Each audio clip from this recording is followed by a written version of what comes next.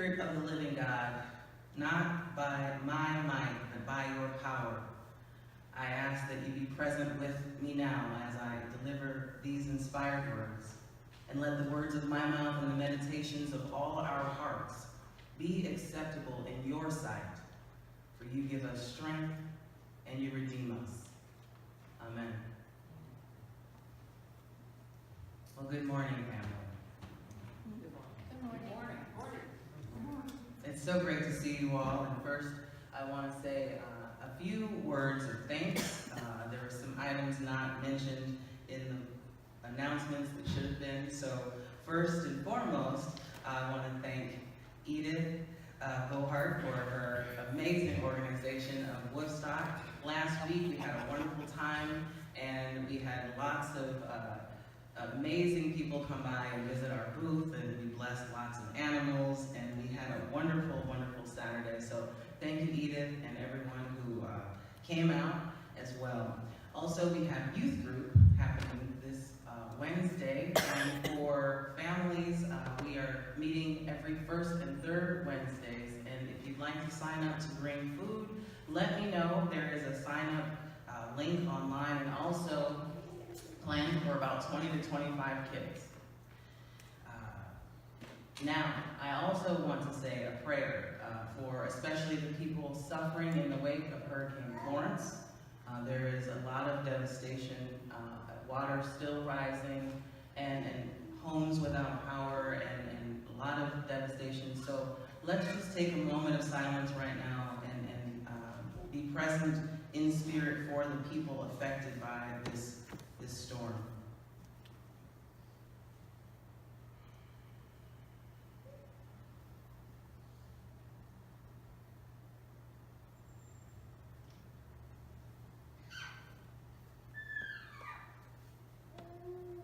Thank you.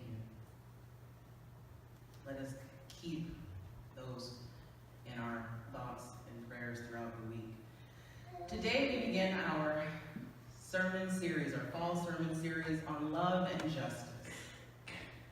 In order to go further in the weeks ahead about how to live lives of love and justice, how to lead marriages and families and businesses and ministries inspired by love and justice, we first wanted to define for you what is love and then what is justice. So this week I'll be talking about love, and next week Pastor Elliott will be talking about justice.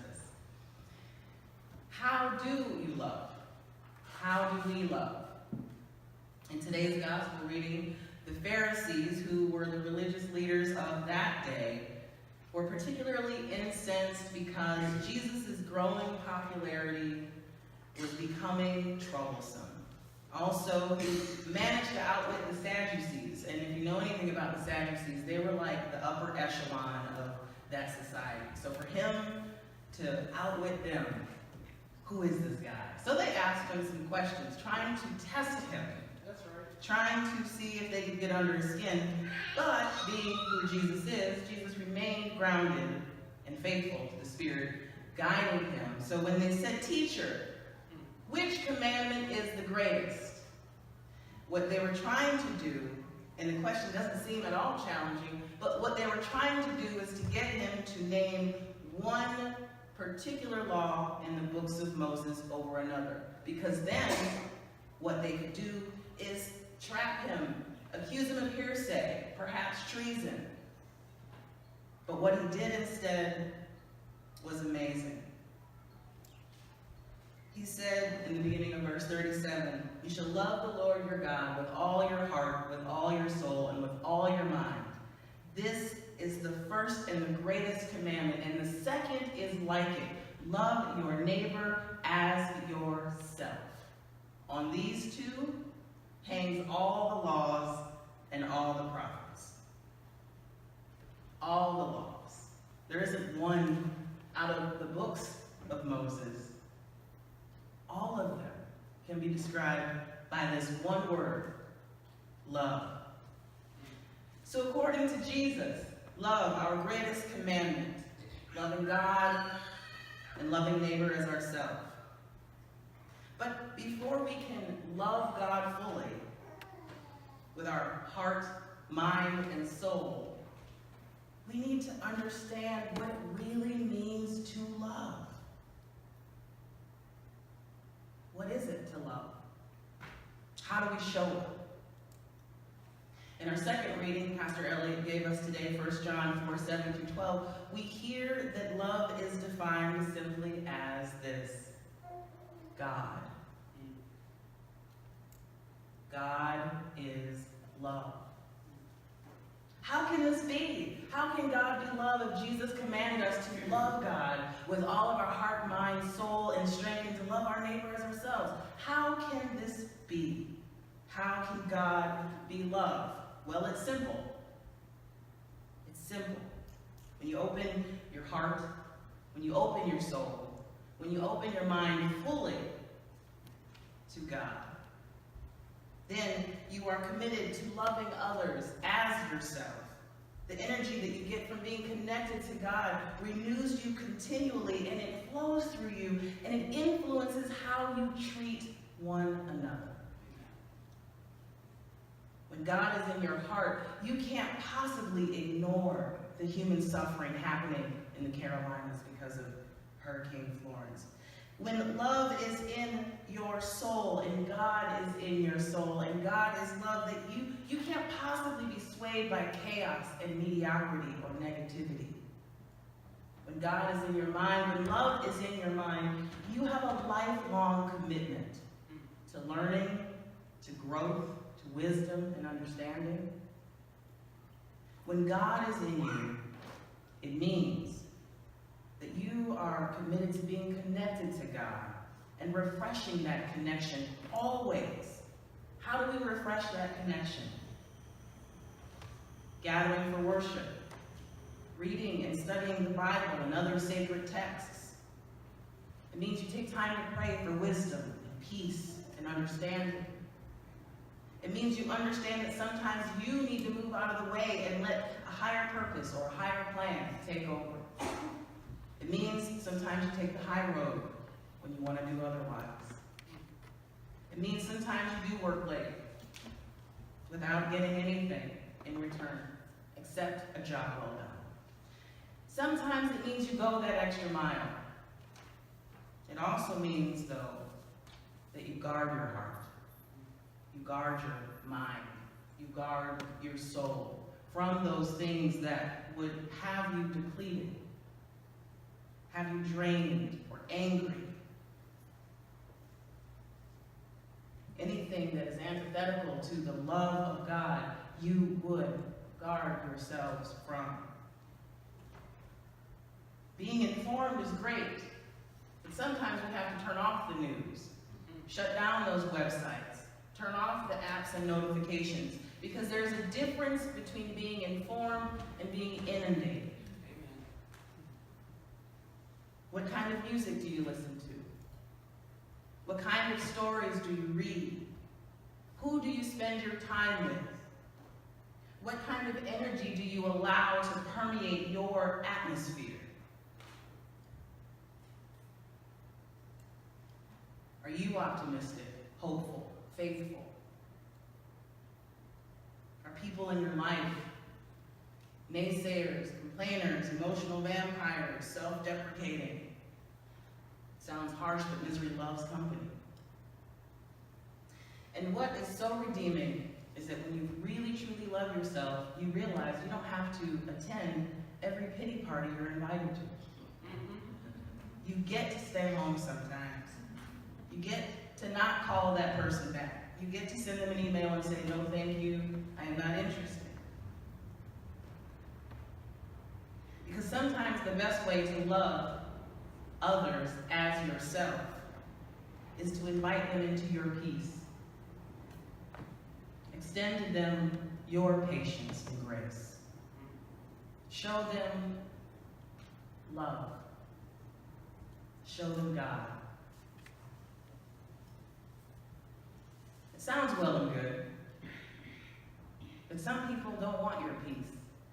Some people don't want your love. Some people don't want your grace.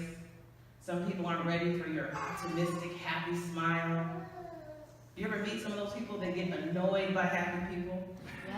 They're just upset that you have a smile on your face. I don't know how many times I get stopped in the lobby of my apartment, and this is streaming live, so I'm clearly telling the truth because folks might be watching this. But I get stopped all the time, and people ask me, how can you be so happy? And they don't say it with a, how can you be so happy? They say, how can you be so happy all the time? I choose what I want to hold on to. I choose what I want to let go of. I let the love of God flow in me and through me, and I let it impact and influence everything I do and everything I aspire to. So, those that don't want what you have, who are allergic to a little feel good, what did Jesus say? He said, brush the dust off. Keep moving forward and don't look back. We won't win over everyone. That's okay. Everyone is not going to be our friends. That's okay. Everyone isn't going to find us awesome and funny and attractive and fantastic. And guess what? That's okay. There are 4 Greco-Christian words that when they are translated into English, they mean love. Eros, philia, storge, and agape. Eros love is romantic love. I'm sure all of us have said or heard, I love you in those terms. Philia love is the love that one has for friends. Storge is the love one has for family, and agape is that unconditional, selfless love. So when you say those 3 short words, I love you, what do you mean?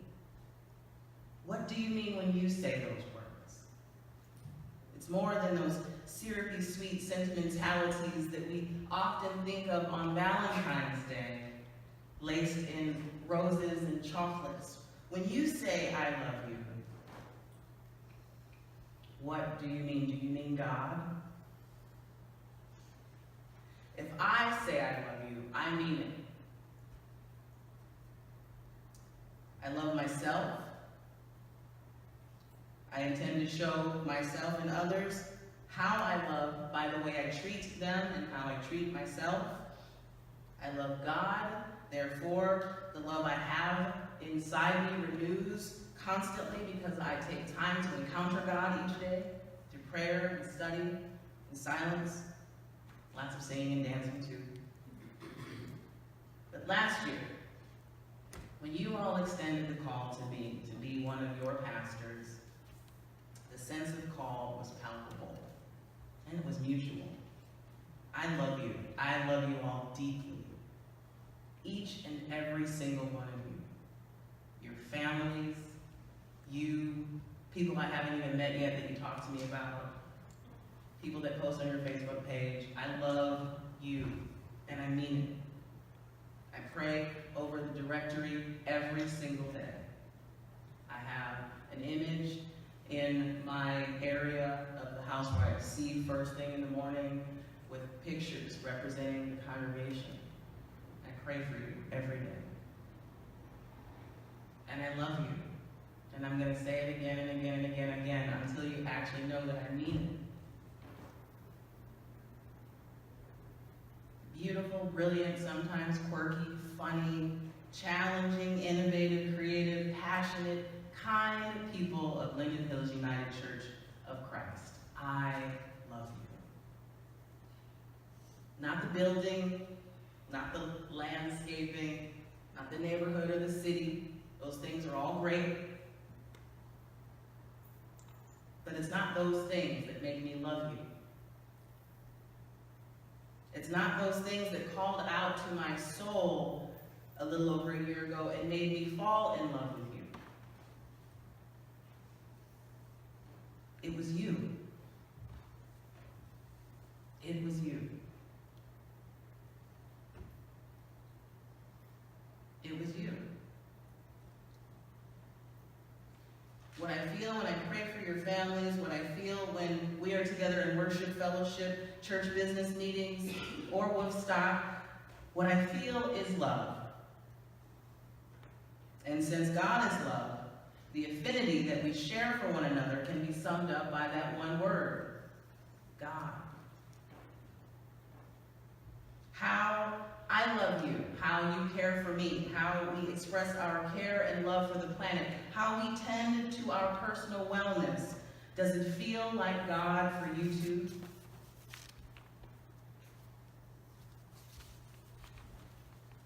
Eros, philia, storge, agape, whether it's myself, my God, my new fiance, soon-to-be wife, my best friend, my congregation, my country, a random person on the other side of the globe, or one of you.